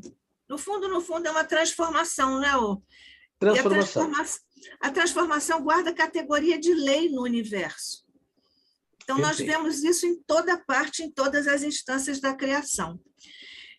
O Paulo de Filipe continua, olha que animado ele está. Prezado Vilmar, você concorda que nós, os espíritos, ora, nos expressamos na matéria, no planeta Terra, em nível de provas e expiações. Temos uma percepção da vida, maiúscula, centrada na matéria, a ponto de temermos a morte, que não passa de desencarnação e retorno à nossa condição primeira, o espírito. Concordo plenamente. Talvez, se nós somos do tamanho daquilo que nós pensamos, daquilo que nós sentimos, o olhar estreito da condição existencial material não nos permite a convicção daquilo que nós somos. Nós somos espíritos imortais, e a gente sabe disso. Eu fico, às vezes, até provoco os meus alunos nas aulas no Centro Espírita, nos cursos, espírita que tem medo de espírito. É contraditório. Espírita, até ontem eu amava meu paizinho, ele desencarnou, eu passo a ter medo. Espírita que tem medo da morte. Ora, a gente rompeu com a teoria evolucionista do século XIX, o ciclo vital de nascer, crescer, envelhecer e morrer, mas concordo com Paulo de Filipe, porque ele diz, a nossa condição existencial, o nosso apego, o nosso encolhimento ontológico, se pudesse dizer assim, pelo horizonte da chamada hermenêutica, às vezes faz com que a gente seja tão pequeno que a gente não acredita no porvir. Porque se eu acredito no porvir, e aí você pega todas essas obras aí, dentre elas o Céu e o Inferno, se eu acredito que o nada não existe, e eu acredito, a decorrência é que eu tenho uma visão altamente esperançosa. Mas na efetivação do mundo prático, a gente vê. Então, por exemplo, essa também é uma outra contradição espírita que nós vamos plantear, nós vamos chorar, nós vamos sentir. Não seria irracional e ilógico nós não sentirmos a partir de uma pessoa que nós amamos, que está próximo de nós. Mas sabendo de tudo que nós sabemos, sabendo da nossa família, que a verdadeira família é a família espiritual, sabendo dos laços pretéritos, sabendo das possibilidades do porvir, é uma visão limitada nossa, que às vezes fica pensando, né, de querendo eternizar, ou a dificuldade de desvencilhar. E eu fico pensando, nas minhas reflexões, de que talvez seja essa um dos primeiros problemas para o espírito no além corpo, aqui no além matéria. A consciência da condição nossa de que desencarnamos ou não. Porque nos trabalhos mediúnicos, a maioria daqueles que vêm, e é grande o número de espíritos que vêm, eles não têm consciência do estado que se encontram. E é nisso que nós temos que investir a nossa formação. Né? Eu nunca vou me esquecer, e vou ser bem sucinto aqui, primeira vez que eu entro num centro espírita, duro de obsessão, que eu digo sempre a gente vai pela dor, um senhorzinho de uns 89 anos, cabelinho branco, olhou, e a gente disse que olhou para a gente, né? Ele olhou, e eu estava numa época de filosofia mais assim, à toa, porque muito racional e zero espiritual, né? Na minha condição que me encontrava. Ele olhou assim: irmãos, nós somos espíritos e temos um corpo, e não ao contrário. Eu disse, meu Deus, o que o senhor está dizendo? Eu sou um corpo que, de vez em quando, acessa a questão espiritual. E eu não queria acreditar naquilo. Né, do nosso DNA espiritual. Se nós nos reconhecemos com o nosso DNA espiritual, da nossa condição existencial ontológica, desse nosso arranjo existencial espiritual, a gente não teria que temer a morte, a gente teria que plantear, chorar, sentir, mas ser esperançoso, né, porque na nossa compreensão o Espiritismo matou a morte, está bem claro na doutrina, mas é uma aprendizagem. A gente respeita aqueles profundamente. Pela sua observação, muitos morrem, mas não desencarnam, né? Perfeitamente. Os processos de desenlace são lentos. São lentos, né? O Paulo de Felipe, antes de nós passarmos às outras participações, o Paulo de Felipe diz: a passagem da Terra para mundo de regeneração depende exclusivamente das transformações dos espíritos, ora aqui se expressando, e mundo material é só consequência, certo? Sim, porque nós plasmamos, né? Depende, sim. Eu concordo com ele. Então tá. A Tereza foi a primeira pessoa que deu assim os parabéns, que nós também endossamos, mas eu vou repetir aqui. Parabéns pela interessantíssima palestra. Quero também manifestar a minha alegria ao ver César Reis de volta. Pois é. Depois, a Rosa Rita. Excelente atualização, muito obrigada, Rosa e Luiz. Luiz é o Martins, é o companheiro, amigo, marido da Rosa, que está ali também sempre conosco. O Hegel diz: parabéns pelo estudo, Vilmar. Moro em Teutônia, perto de Caxias do Sul. Quando puder, vou conhecer o Centro Casa de Redenção. Minha filha estuda em Caxias e seguidamente vou lá. Abraço. Ponto marcado, né? Pelo que eu estou entendendo. A Tereza, novamente, esses cursos de que você falou são online? São abertos à participação de interessados? Pode deixar o endereço eletrônico? Sim, eu vou passar depois. Nós temos todas as segundas-feiras. O Illuminati é das 20 às 21 horas. Uma horinha de leitura do Illuminati. Se chama Leituras Espíritas, que é a necessidade de ler junto. Ler um capítulo junto, reflexão e uma prece. E o Evangelho também é aberto todas as quartas-feiras, das 7 às 7h30.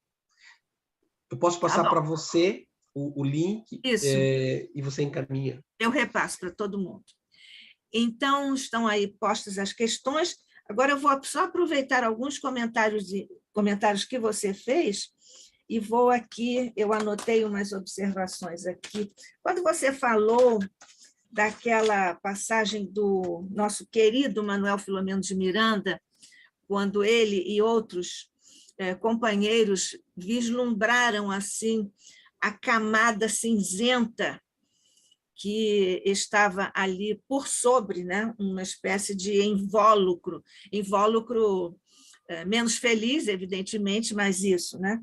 Eu lembrei, Vilmar, da visão que teve Maria João de Deus quando ela saiu do planeta e fez aquela excursão no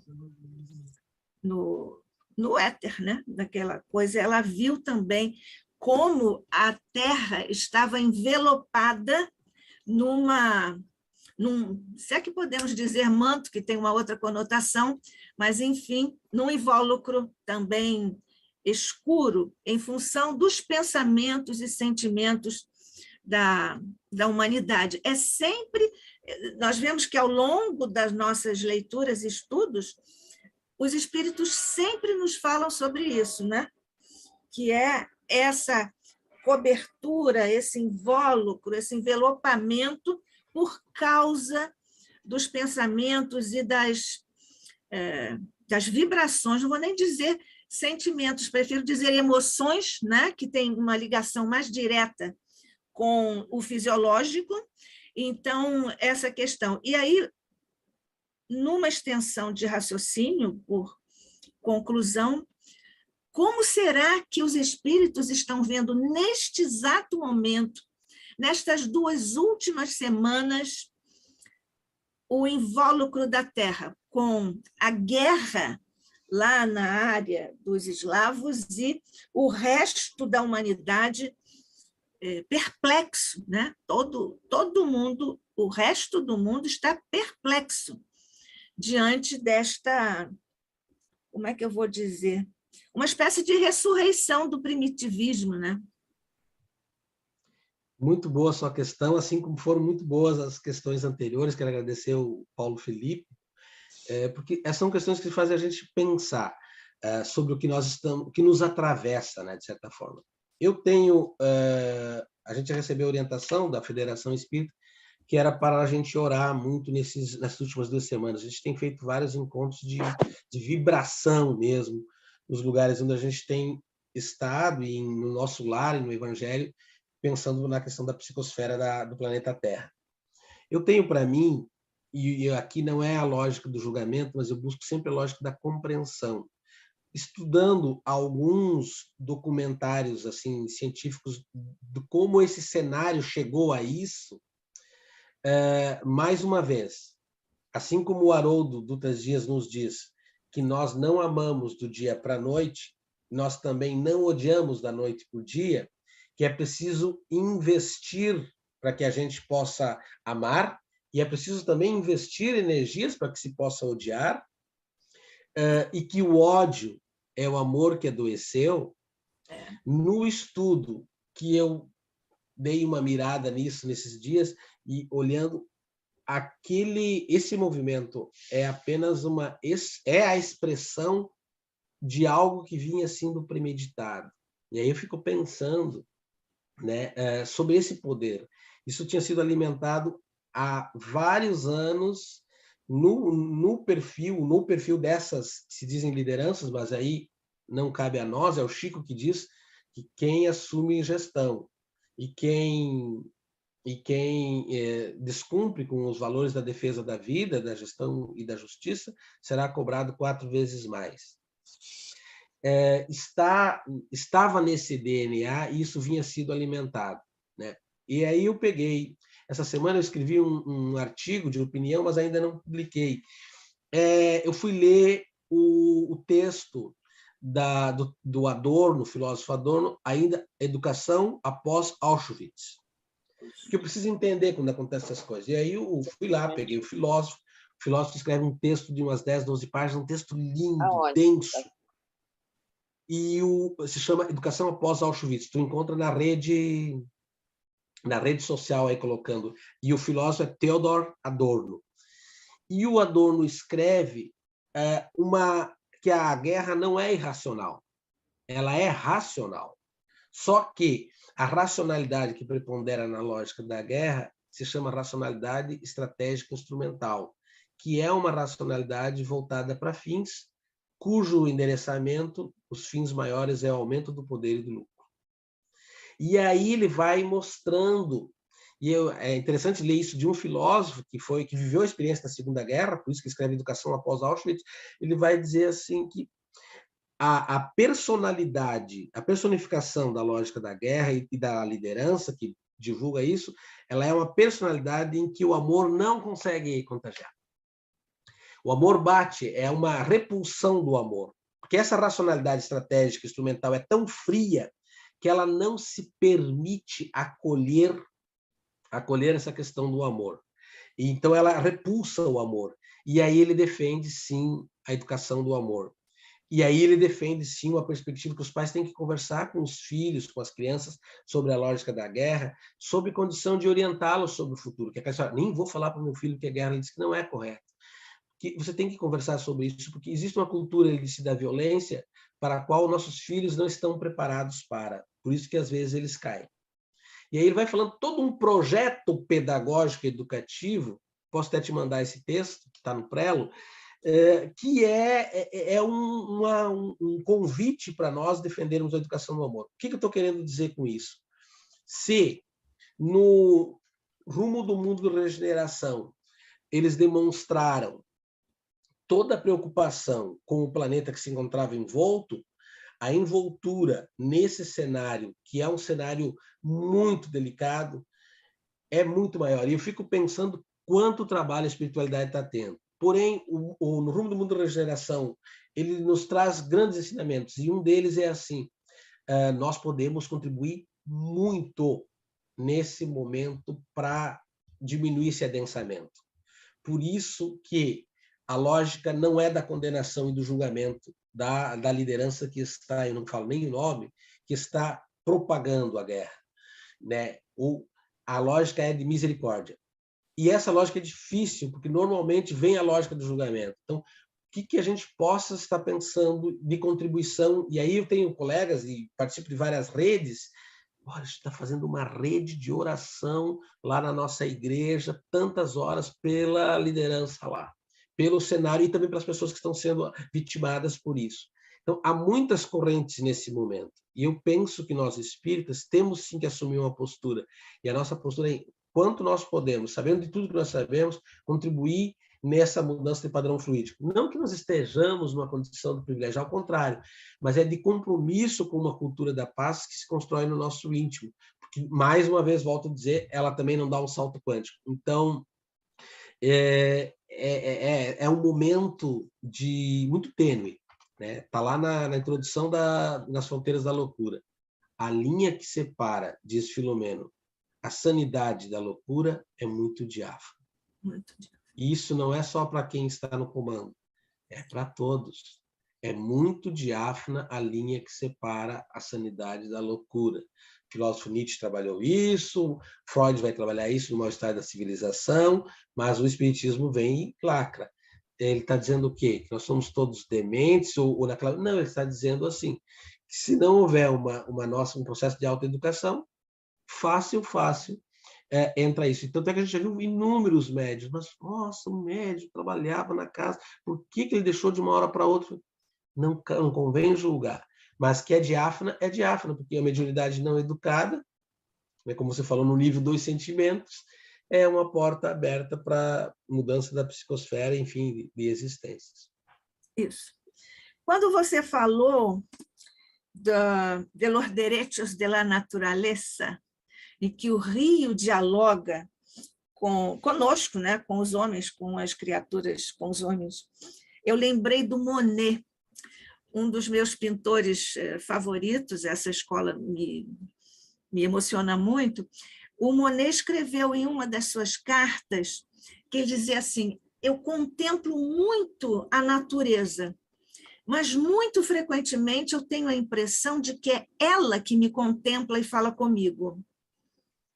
Olha. Eu acho que é isso, os direitos da natureza, que você disse com base nos contatos que você tem ou nas pesquisas que você faz com os seus alunos, não é isso?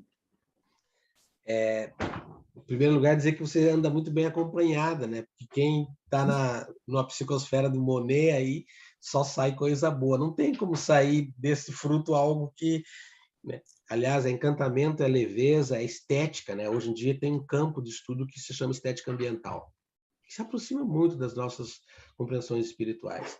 Porque é isso que às vezes falta essa estética da vida, falta essa estética ambiental. E aí eu tive uma experiência, um contato com uma liderança peruana, onde ela vivia livre nas montanhas do Peru e resolveram fazer uma barragem para mineração. E aí eu ouvi dela em primeira pessoa, tu sente quando a pessoa tem protagonismo de fala. E ela falando assim, para eles, indígenas, povos ancestrais originários, que dialogam o tempo inteiro com a natureza, eles escutam, para eles é fundamental esse movimento de compreensão e de diálogo. E aí a água tem que ser sempre correndo. Quando você represa a água, já não é bom. Então as divindades deles se revoltam contra isso. Por isso que eles se revoltaram contra a mineração. Mas a compreensão dela era assim: el rio llora, o rio chora. E nesses estudos que eu venho realizando, a partir da hermenêutica filosófica, dessa compreensão de que as demais naturezas também dialogam conosco, é bem isso que você diz. A natureza dá números diálogos. O que aconteceu, a resposta de Petrópolis, as enchentes no Sudeste, na Bahia, em Minas, a seca no Sul, tudo isso é uma natureza que está dando a sua resposta. A gente que não quer ouvir. Por isso que no próximo encontro, quando eu falar de antropoceno, eu vou tocar bem sobre essa identidade dessa nova era que se diz era humana e que vai por esse horizonte aí. Mas você tem razão.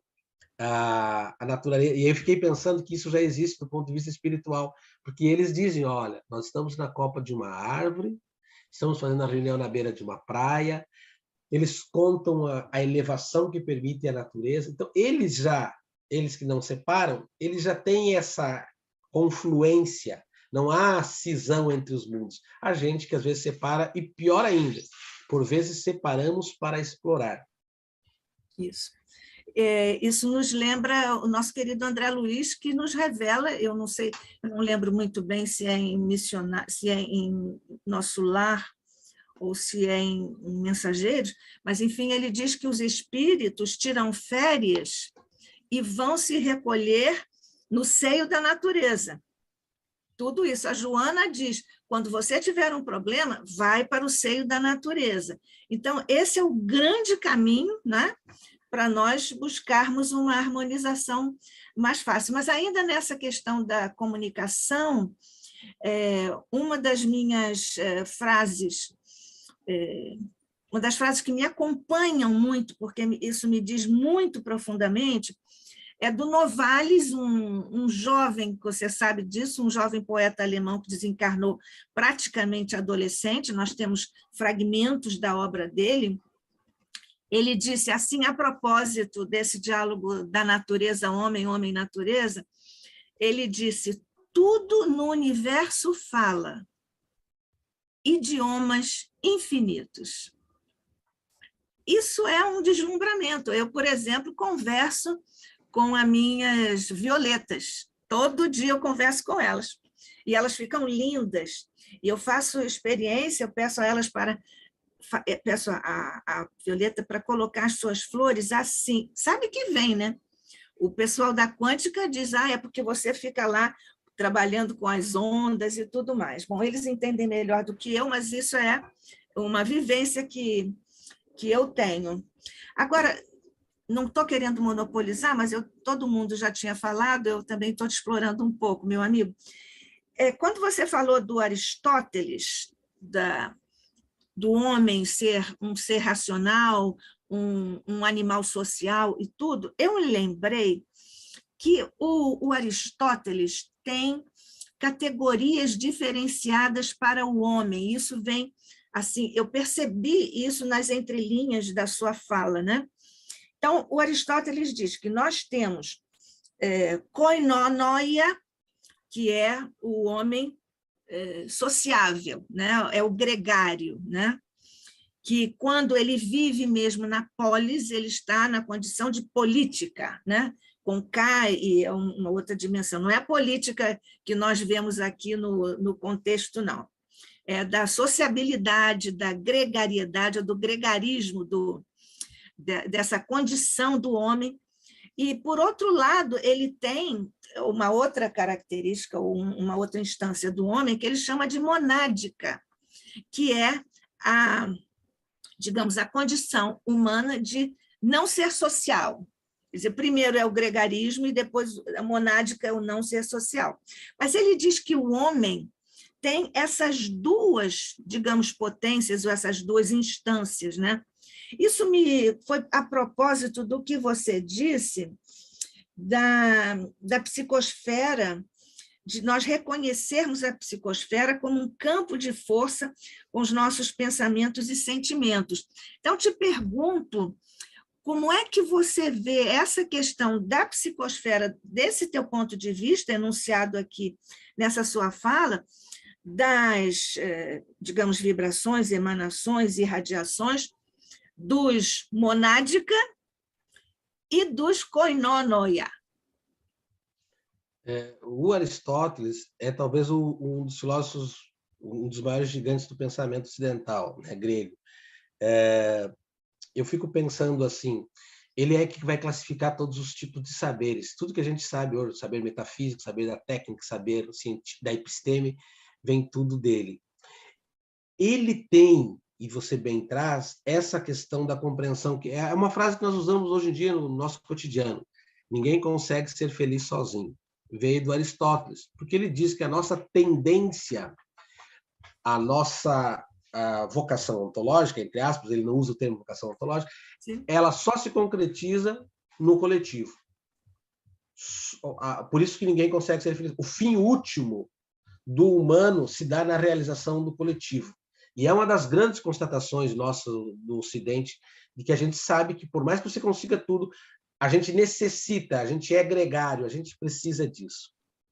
Talvez no alcance dele, e naquele momento, naquele contexto grego, ele vai optar por uma ideia de um homem-animal /racional, por necessidade da supressão do pensamento da época, que dizia assim, olha, tudo que é mítico, tudo que habita o cosmos, tudo que esses caras veem aí, um deus para a lua, um deus para as águas, o deus do trovão, o deus das matas, ele não é válido. Olha ali a conexão humanidade-natureza, o Paulo com o seu gatinho, né? Ou gatinha. É assim que as coisas acontecem. Aqui em casa também tem um que seguidamente apresenta e faz apresentações, faz lives internacionais. É uma expressão. Mas voltando ao raciocínio, se tem uma compreensão de Platão e de Aristóteles que dessa necessidade de investir muito numa demarcação de uma razão, de certa forma, houve uma certa contradição performativa, uma certa negação da própria outra faculdade, que era essa parte mais do sentimento, que ficou mais no segundo plano, e que a educação, com essa necessidade de vencer os instintos e que os desejos, né, como dizia Platão, nos levam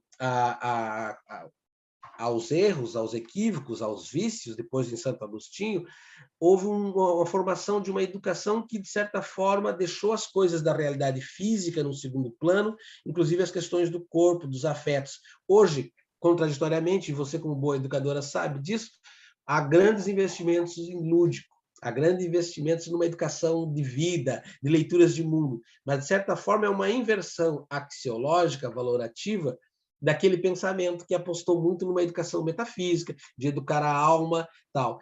E eu sou muito feliz que nesse momento que a gente está vivenciando, a gente pode fazer isso. Olha, não tem como separar. Ainda que haja uma razão calculista e fria, alguma coisa de humano tem que se manifestar aí. Mas o que se sabe é que, pelas motivações do sistema, do modo de educar e para o sistema capitalista, inclusive, a gente esfriou nas relações e no modo de fazer ciência. Eu, por exemplo, faz um bom tempo que não trabalho com a ideia de objeto de pesquisa. Eu trabalho só com sujeitos de pesquisa. Eu não trabalho mais com a ideia de diagnóstico, eu trabalho com leituras de mundo. Quer dizer, nós estamos tendo um momento favorecido, que é esse momento de abertura compreensiva ontológica, que nos permite dizer assim, você é um ser mais inteiro. E o Kardec contribui de forma decisiva nisso, porque até Kant, a educação era muito próxima de adestramento. Você instruía, você não educava. Quando o Kardec, leitor do Pestalozzi e leitor do Rousseau, vai trabalhar no Rousseau a consciência de si, consciência íntima, e no Pestalozzi a educação do afeto, o Kardec vai dizer assim, olha, quando você educa uma pessoa, você não educa só uma pessoa, mas você educa a sua alma, educa o seu todo, por isso é uma educação integral. Ali tem talvez uma das maiores alternativas que os livros de educação, e eu falo aqui da minha área de expertise, que é a educação, não trabalham. Então, para mim, se tivesse 4 gigantes do pensamento pedagógico moderno, eu destacaria Pestalozzi, Comênios, Rousseau e Kardec, Hipólito Leon Denisard Rivel. Ele é o educador da síntese existencial. Mas hoje a gente consegue ver isso. O Aristóteles, talvez pelas condições, ele já se lançava para essa abertura quando via a sociabilidade, mas não dizia textualmente como a gente vê no Edgar Morin. Somos humanos porque pensamos, mas fundamentalmente porque sentimos. Você sabe que eu percebi o Edgar Morin aí no subtexto da sua fala, e quero dizer que nós dois somos muito, não só adeptos, nós amamos o Edgar Morin, né? E você tem um trabalho sobre ele num dos seus livros, né? Eu acho que é naquele livro que você faz com outros companheiros, e você tem um artigo lá sobre isso, né? Como é que chama? Educação Cosmocena? Ecologia Cosmocena. Ecologia. Mas eu acho que talvez seja naquele outro do Hermenêutica e Educação Ambiental, que são vários capítulos. Isso, exatamente. Então é nesse que eu vi que o Morin está lá, para minha alegria, claro, né? Pois é, mas falando em alegria, pois é, não é uma alegria, a Rosa disse que está saindo, mas nós também estamos terminando, né, Vilmar, se você não tiver mais nada para falar. Amigos, têm um compromisso às 11 horas, tivemos uma abertura excelente nas sextas-feiras. Parabéns ao expositor e a Nádia. Bom final de semana a todos. Obrigada, Rosa, por estar sempre aqui conosco. Então, nós estamos... Você quer falar mais alguma coisa, Vilmar? Eu quero brevemente... eu aprendi estudando as palavras obrigado e gratidão. Que a palavra obrigado, ela pauperiza a palavra gratidão, ou seja, ela empobrece. Porque gratidão é muito mais. Tanto é que nós, humanos, não conseguimos escrever 5 páginas sobre gratidão. Mas Joana escreveu Psicologia da Gratidão, mais de 200 páginas. Livro. E, para mim, só poderia vir de um espírito como Joana isso, eu acredito que gratidão você expressa sentimento. Então, eu quero expressar o meu sentimento de gratidão ao Paulo Felipe, à Nádia, ao Hegel, com esse nome de filósofo aqui interessante, ao Altamira, à Tereza, ao Instituto em si, a Rosa, que saiu agora há pouco, e a todos vocês que estão nos acompanhando. Meu sincero sentimento de gratidão por essa oportunidade de estar aqui com vocês aprendendo nesse dia de hoje. E convido para os outros encontros, uma vez por mês, com muito, como dizem em espanhol, com muito gusto, né? Com muito gusto, com prazer, né? Com honor, estarei com vocês, estarei com vocês com muita alegria, porque é assim que a gente cresce, juntos e coletivamente. Gratidão. Verdade. Olha, só aproveitando, o próximo encontro com o nosso Vilmar vai ser no dia 8 de abril, também uma sexta-feira, neste mesmo horário. Ele vai falar sobre onde estamos, o antropoceno e o papel do ser humano como definidor de sentido às demais naturezas. Confere. É isso que nós vamos ouvir e depois aprender e conversar sobre isso, vamos conversar com o Vilmar no dia 8 de abril. Então, olha, com o nosso profundo sentimento de gratidão ao coração e à mente, que nos trouxe tantas reflexões importantes do nosso querido Vilmar, nosso irmão, nosso amigo, por ter trazido aqui, como diz a nossa Rosa, essa abertura linda no nosso novo horário das sextas-feiras, agradecendo muito a você, com o nosso sentimento profundo e inesgotável de gratidão pela sua presença, pelas suas reflexões, pelo seu estudo, pela sua história, pela sua presença, enfim. Que Deus continue te abençoando para que do seu coração e da sua mente continuem brotando essas reflexões, essas obras, esses livros, esses artigos. Você vai me mandar aquele, né? Pois é. Aproveitei e cobrei, que a gente nem deve fazer, mas eu me penitencio, porque sou egoísta e quero ver o artigo que você também já disse que ia me oferecer. Então, já estou com gratidão aqui, me expressando pelo seu artigo, pelo seu texto. Então, muito obrigada mesmo, muita gratidão, total gratidão, e nós continuamos juntos aqui no ICEB, sempre para receber você, e você esteja conosco sempre que você quiser. Excelente. Uma vez mais, agradeço. Adorei as perguntas do Paulo e do Felipe, que me fez pensar, e vou continuar pensando sobre elas, para a gente continuar dialogando. Gratidão. Exatamente, exatamente. Então, mestre querido, nesta hora em que nos congregamos e nossos pequeninos corações elevam-se perante o teu, em clima de profunda gratidão por aqui estarmos, mestre, na condição em que estamos.